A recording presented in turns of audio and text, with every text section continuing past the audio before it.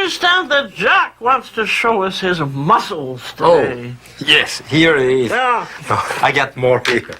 I got the big mussel, the wild one, and I got cultivated mussel. And we have... Single mussel can filter up to 250 litres of seawater a day. They share on several evolving platforms to produce the perfect Mussels are big news. Nowhere is this more true than one small town. Welcome to Havelock, New Zealand, population 600. Havelock is the gateway to the beautiful Pelorus Sound and the greenshell mussel capital of the world. This is evident from the sculptures, signage, and stores around town. Mussels are big business here, where aquaculture farms bring in tens of millions of dollars every year. But go a bit further out into Pelorus Sound, and you see a different story. The seashore and seabed here are practically empty of mussels, right here in the mussel capital of the world. So what happened? And what can we do now?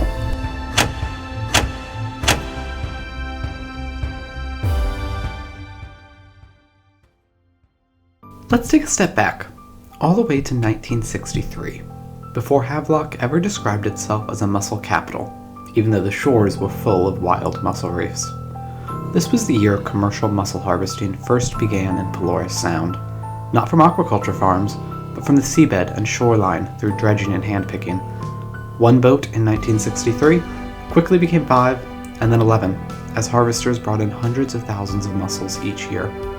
By 1974, just a decade later, the mussel reefs were decimated, and the harvesters moved on. It's now 50 years later, but the reefs have never recovered from these losses, and less than 3% remain in some areas. This is where the Pelorus Sound Mussel Restoration Project comes in. Now entering its 5th year, the project is built on collaboration between academic researchers, industry managers, local residents, and indigenous groups. The restoration team here partners with local aquaculture farmers to collect donated, farmed mussels and restore them to the seafloor. The project started small scale, with just a few tons of restored mussels, but saw some early success, including high survival and enhanced fish populations.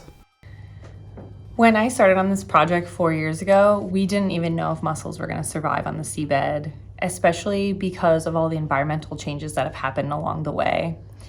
And now we have mussels on the seabed for 3 years now, and it's given us some time to reflect on the project.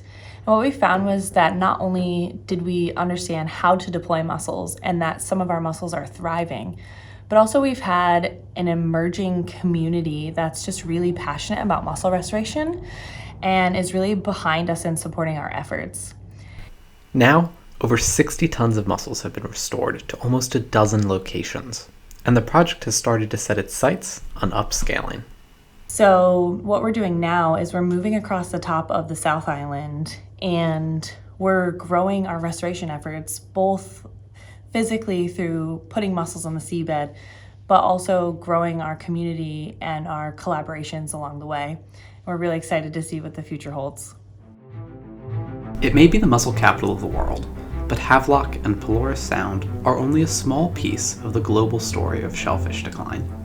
Mussel reefs have been decimated worldwide from climate change, overharvesting, and invasive species, resulting in estimated losses of over half of the world's mussel reefs. Conserving our remaining reefs is vital, but restoration is also an essential tool to fully recover these incredible ecosystems. There's a lot of work left to be done, but we can take heart in what mussel restoration in Pelorus Sound has demonstrated.